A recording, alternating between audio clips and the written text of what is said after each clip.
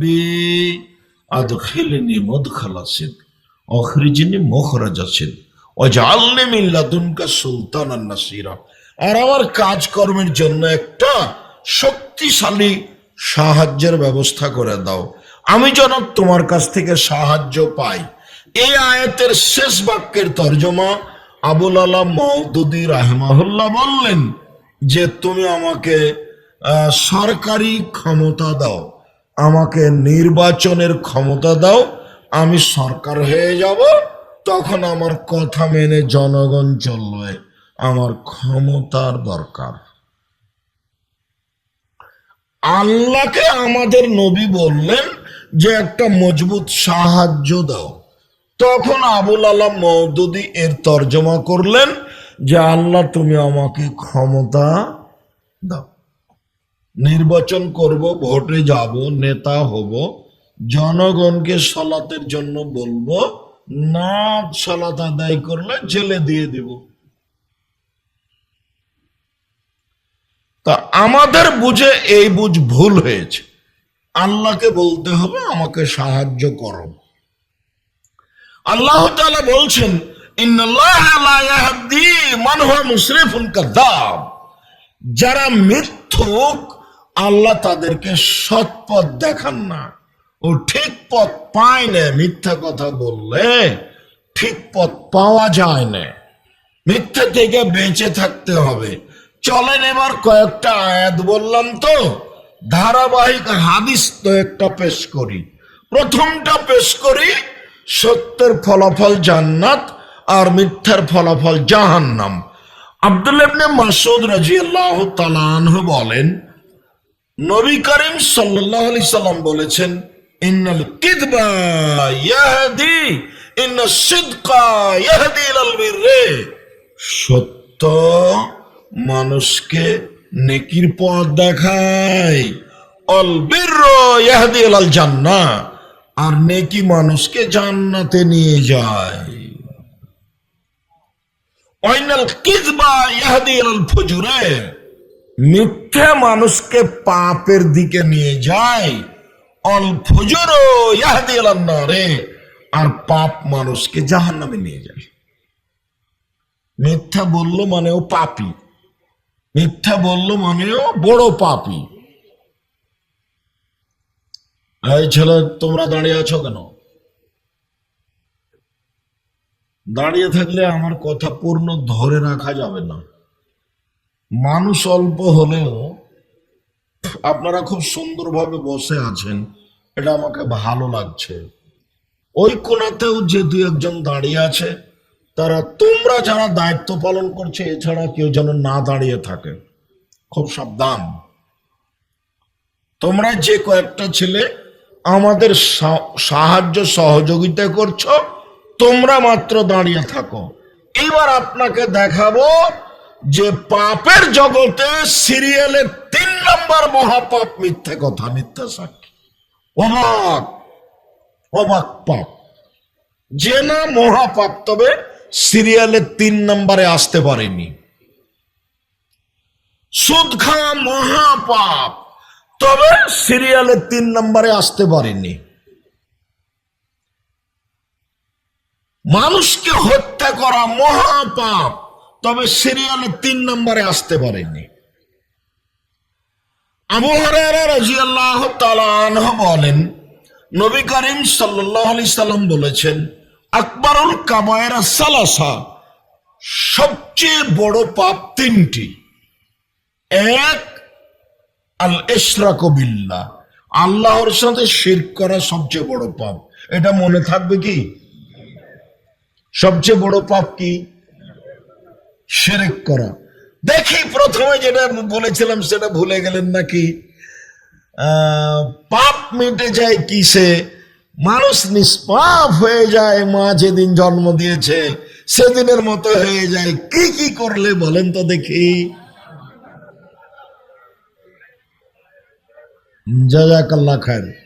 বাড়ি যাবেন আর মনে মনে বলবেন, আচ্ছা নিষ্পাপ হয়ে যায়, ওটা কি যেন বললেন? নিষ্পাপ হয়ে যায়, ওটা কি বললেন? একটা হ্যাঁ, ও একটা হলো যে সালাতের পরে মসজিদে বসে জিকির আজকার করা। দুইটা কি? 2 নম্বরটা, ও আচ্ছা আচ্ছা, ওটা হলো পায়ে হেঁটে মসজিদে যাওয়া। 3 নম্বরটা কি? সে তো 3 নম্বরটা যে কি বললেন, 3 নম্বরটা, হ্যাঁ মনে পড়েছে, সুন্দর করে উজু করা। এইভাবে সিরিয়াল দিবেন, তাহলে মনে থাকবে। নইলে শেষ পর্যন্ত হবে বাপের বেটা ছিল, বক্তব্য দিয়েছে, কি বলল গো, সেই তো যে কি যে বলল, মিথ্যা কাহিনীর মতো হয়ে যাবে। আপনার আমি কিছু উপকার করতে চাই, জাতির ক্ষতি করতে আসিনি। 2, অকুগুলো আলেদান, পিতা মাতার অবাধ্য চলা। তাহলে পাপের জগতে 2 নম্বর পাপ কি হলো? পিতা মাতার অবাধ্য চলা। ভুলেও কোনোদিন বাপ মাকে ধমকে কথা বলবেন না। হ্যাঁ, তোমাকে আমি যাইতে নিষেধ করলাম, তবু গেলা কেন, তবু গেলা কেন, এভাবে বলতে পাবেন না। মা এবং বাপের সামনে নরম হয়ে থাকবে। যাক জমি জায়গা বাড়ি ঘর বউ বেটি ভাইসা যাক, তাতে আসে যায় না, টাকা পয়সা হারিয়ে যাক, পৃথিবীতে ওদের চেয়ে সম্মানী মানুষ আর কেউ পৃথিবীতে নেই। একদিন রাজশাহীর মেয়র নওদাপাড়ায় এসেছেন, তো ওসি আছে, শাহ মখদুম থানার ওসি, তো মেয়রের সামনে ওসি দাঁড়িয়েছেন এইভাবে, আমার দিকে দেখেন তো, দিয়ে বলছে, স্যার এখন কি করব স্যার। এই দৃশ্যটা আমার খুব দিনের মতো মনে পড়ে। তা আমি চট করে বললাম, ইন্না লিল্লাহি ওয়া ইন্না ইলাইহি। এ অবস্থা তো বাপ মায়ের সামনে, এ অবস্থা কার সামনে? বাপ মায়ের সামনে। আসসালামু আলাইকুম আম্মা, আপনি যে বড় বোনের আপার বাসায় যাওয়ার কথা বলছিলেন, তা আম্মা যেতে হবে? আপনি যে বলছিলেন যে আপার বাসায় যেতে হবে, একটু যাওয়া লাগবে আম্মা, এইভাবে বলতে হবে। আব্বা তাহলে আজকে যে কি কি জিনিস বিক্রি করতে চাচ্ছিলেন বাজারে, তো আব্বা ওটা তাহলে যদি যেতে হয় তাহলে রেডি করি, আব্বা যাওয়া লাগবে। কি মনে করছেন আপনি, কি হিসাব করছেন আব্বা? ঠান্ডা হয়ে কথা বলতে হবে, কথা বোঝা গেল না? ঠান্ডা গতিতে। জমি জায়গা বাড়ি ঘর চাকরি বাকরি ভাইসা যাক, ওর দাম নাই। আর একটা বাক্য এখানে বলে রাখি, ওখানেও 2 নম্বরই এটা আছে। মুআয ইবনে জাবাল বলছেন যে আল্লাহর নবী আমাকে 10টা উপদেশ দিলেন, 10টা। 1 নম্বরে বললেন, লা তুশরিক বিল্লাহি ওয়া ইন কুতিলতা ওয়া হুররিতা, পৃথিবীর মানুষ জ্বালিয়ে দেওয়া হলেও হত্যা করা হলেও শিরক করো না, শিরক করবা না জীবনে। বাংলাদেশের মাটি শিরক দিয়ে ভরা। সন্ধ্যা হওয়ার সাথে সাথে বাড়িতে ল্যাম্পো জ্বালিয়েছে, এটা হলো শিরক। গরুকে লাথি মারা যায় না, এটা হলো শিরক। তুলসী গাছ তুলে ফেলা যায় না, এটা হলো শিরক। আমি কথা বলছিলাম, টিকে টিকটিক করে উঠলো, বললাম ঠিক বলেছি, এটা হলো শিরক। কোলাতে পা দিতে হয় না, এটা হলো শিরক। চুলার উপরে পা রাখা যায় না, এটা হলো শিরক। ধানের উপরে হাঁটা যায় না, এটা হলো লক্ষ্মী, এটা হলো শিরক। জন্ম দিবস শিরক, যত দিবস আছে সবই শিরক। এদেশের মাটিতে শিরক আর শিরক, শিরক দিয়ে ঘরা, একবারে ভরা। এইটা আবার কুষ্টিয়া, এইটা আবার কোন থানা? দৌলতপুর থানা। আবার এই এলাকা আরো শিরক দিয়ে ভরা। শিরক নাকি নেকির কাজ? নাউজুবিল্লাহ মিন যালিক, নাউজুবিল্লাহ, নাউজুবিল্লাহ মিন যালিক, নাউজুবিল্লাহ মিন যালিক। ফরজ গোসল হয়েছে, গোসল করেনি, সেই জন্য ভাতের পাতিলে হাত দিবে না। ইন্না লিল্লাহি ওয়া ইন্না ইলাইহি রাজিউন। সেই জন্য অপবিত্র অবস্থায় সিম গাছ থেকে সিম ছিঁড়ে আনবে না। ছি ছি ছি ছি করেছো কি, বরকত উঠে যাবে। শাশুড়ি যদি বুঝতে পারে বৌমা গোসল না করে বেগুনের গাছ থেকে বেগুন তুলেছে, তাহলে শাশুড়ি বলবে, বেটা তুই চলে যা, তোকে বাড়িতে রাখবো না।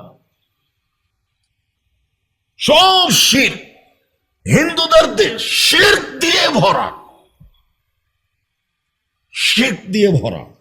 দুই, ওয়ালা তাওয়াক্কালনা আলাইকা ইন আমারাকান তাখরুজা মিন আহলিকা মিনাল হায়। বাপ মার কখনো বিরোধিতা করবে না। বাপ মা যদি বলে বউ তালাক দিয়ে দাও, দিয়ে দাও। বাপ মা যদি বলে চাকরি ছেড়ে দাও, এটা ছেড়ে দাও, কোটি টাকার ব্যবস্থা ছেড়ে দাও। বাপ মা যা বলছে পাপ না হলে সেটাই করো, যা হবে হবে। পরামর্শ দেওয়া যায়, আম্মা এটা আসলে কি ভালো হবে, দেখেন পরামর্শ দিতে পারে মানুষ। তো 3 নম্বর পাপ হলো শাহাদাত জোরে মিথ্যা সাক্ষী দেওয়া, কল জোরে মিথ্যা কথা বলা। এ দেখেন 3 নম্বরে মিথ্যা সাক্ষী এসেছে। জেনা মহাপাপ সিরিয়ালে আসেনি এখনো, সুদ মহাপাপ সিরিয়ালে আসেনি এখনো, মানুষকে হত্যা করা মহাপাপ সিরিয়ালে আসেনি এখনো, বদনাম গীবাত মহাপাপ সিরিয়ালে আসেনি এখনো। সিরিয়ালে 3 নম্বরে কি আছে? মিথ্যা কথা, মিথ্যা সাক্ষী। আমি বলিনি এসব কথা, এ কথা মুহাম্মদ সাল্লাল্লাহু আলাইহি সাল্লাম বলেন। তিনি বলেন সালাসুন, 3 শ্রেণীর মানুষ জান্নাতে যাবে না। আল্লাহ ওদের পবিত্র করবেন না, আল্লাহ ওদের সাথে কথা বলবেন না, বলবেন যাও তোমার সাথে কোনো কথাই নেই, সরো। 3 শ্রেণীর মানুষ, ওরা আবার কত বড় পাপী যে ওদের সাথে আল্লাহর কথাই নেই। এক, মালিকুন কাযাব, মিথ্যুক দায়িত্বশীল, মিথ্যুক হেড মাওলানা, মিথ্যুক হেডমাস্টার, মিথ্যুক প্রিন্সিপাল, মিথ্যুক ভাইস চ্যান্সেলর, মিথ্যুক মেম্বার, মিথ্যুক চেয়ারম্যান, মিথ্যুক এমপি, মিথ্যুক মন্ত্রী, মিথ্যুক পিওনো, মিথ্যুক ইওনো, মিথ্যুক ডিসি, মিথ্যুক জেল সুপার, মিথ্যুক গ্রাম্য সর্দার। যারা যেখানে মিথ্যা কথায় দায়িত্ব পালন করবে, প্রতি বছর যদি হজ করে তবু তার সাথে আল্লাহ কথা বলবেন। মনে থাকবে না মনে হয় কথা? যারা দুনিয়াতে মিথ্যা কথায় দায়িত্ব পালন করবে, আল্লাহ তার সাথে বিচারের মাঠে কথা বলবেন না, তোমার সাথে আর কোনো কথাই নেই, তুমি যাও। 2, শাইখুন জানিন, বেশি বয়সে জেনা করে যে, 60, 62, 74 হয়ে গেছে তবু জেনার লাইনে আছে। মোবাইল চালায়, বুড়া মানুষ মোবাইল চালাচ্ছে, ছবি টেনে বের করছে, বিমানে, কালকের ঘটনা। বিমানে না, বিমানবন্দরে, বিমানবন্দরে বুড়া মানুষ। ছি, চালাই বসো, তোমাকে ভূতে ধরলো কেন? একটা বাক্যের মূল্য 1 কোটি টাকা। এসেছেন, অল্প সময় বসে থাকবেন, প্রয়োজন দেখাবেন না আমাকে। আপনার প্রয়োজন দেখতে আমি আব্দুর রাজ্জাক বিন ইউসুফ রাজশাহী থেকে আসিনি। প্রয়োজন একটু পরে দেখাবেন, কয়েক মিনিট পরে। এসেছেন, ভদ্রতা বজায় রেখে চুপচাপ থাকেন। বেশি বয়সে জেনা করে যে, তার সাথে আল্লাহ কথা বলবেন না। 3, আয়রন মুস্তাকবির, গরিব মানুষ অহংকার করে যে, তার সাথে আল্লাহ কথা বলবেন না। আব্দুর রাজ্জাক সাহেব, এই বাক্যটা খুব কঠিন। গরিব মানুষ কে কে অহংকার করে? আমি আর বাস্তবতা যে 100 আপনাকে বলতে পারছি তা নয়, তবে আমার মনে বলে যে এগুলো হতে পারে। কে হতে পারে? রিক্সা নিয়ে বসে আছে, রিক্সার সিটের উপরে চড়ে বসে আছে। আমি বললাম চলো যাই একটু বাজারে, তো বলছে এখন যাব না। এই হলো গরিব মানুষের অহংকার। আর একটা বুঝি যে এখন খুব জরুরি কাজ, ধান পেকে গেছে, বৃষ্টিতে ভিজে যাচ্ছে, বাড়িতে বসে আছে। আমি বলছি চলো 2 দিন ধান কেটে দাও, তো বলছে এখন 2 দিন কাজ করব না, তো কাজ করেই তো খাই। এটাই অহংকার। আমি আর একটা বুঝি যে খালি বউয়ের কথা শোনে, বউ বলে ভালো কাপড় নিয়ে আসো, তখন ধার কর্জ করে ভালো কাপড় কিনে। ও তো মোটা কাপড় কিনবে, গরিব মানুষ রিক্সা চালিয়ে খায়। দোকানে গিয়ে, বাজারে গিয়ে পুঁটির মাছ কিনতে হবে, রুই মাছ নয়। ওটা 300 থেকে নিয়ে 800, 1000, 1200 টাকা কেজি। পুঁটির মাছ নিতে হবে। পরিবেশ কন্ট্রোল করে চলে না যে গরিব মানুষ, সেই হলো অহংকারী, সে ক্ষতিগ্রস্ত হবে। এই কারণে রাসূল সাল্লাল্লাহু আলাইহি ওয়াসাল্লাম কথাটা বলেছেন। তবে অন্য জায়গাতে, এই জায়গাটাতে এই তৃতীয় নম্বরে এসেছে আল মুসবিল, টাকনুর নিচে পায়জামা প্যান্ট লুঙ্গি পরে যে, তার সাথে আল্লাহ কথা বলবেন না। যার জন্য তো আপনার মায়ের উপরে আমার একটা দুঃখ, ব্যথা, কষ্ট থেকে গেল যে তোমার ভাইয়ের প্যান্টটা তোমার মা কেটে ছোট করেনি, আপনার প্যান্টটা কেটে ছোট করেননি, প্যান্টটা টাকনুর নিচে আছে। বেটি ছেলেও এত নিচে প্যান্ট রাখে না, যারা মেয়ে মানুষ তারাও এত নিচে প্যান্ট রাখে না। তোমার প্যান্টটা টাকনুর নিচে। এই ছেলেটাকে দাঁড়াতে বলেন, যে সামনের ছেলেটাকে দেখেন তো জড়িয়ে রেখেছে। ও মনে করছে যে আজকে জালসা শুনতে এসছি, একটু জড়িয়ে রাখি। এই ছেলে, তোমার মা নাই গো? প্রসাব করাতে পারলে মা হওয়া যায় না, দুধ পান করাতে পারলে মা হওয়া যায় না। শিষ্টাচার বাচ্চাকে দিতে পারলে মা হওয়া যায়, তার মানে ওটা মা। প্রসাব করা, দুধ খাওয়ানো, রান্না বান্না করা, এটা হলো স্বাভাবিক কাজ, এটা হয় দুনিয়াতে। কথা বুঝেননি?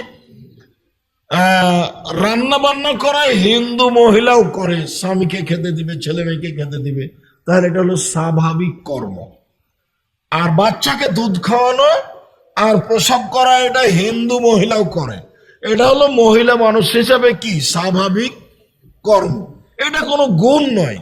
গুণ আসলে সে ছেলে মেয়েকে শিষ্টাচার দিতে পেরেছে কিনা, বিদ্যে দিতে পেরেছে কিনা, পরিপাটি সাজগোজ করে রেখেছে কিনা, বাচ্চার উপরে পাহারা দিতে পারে কিনা। কয়টা জিনিস লাগে?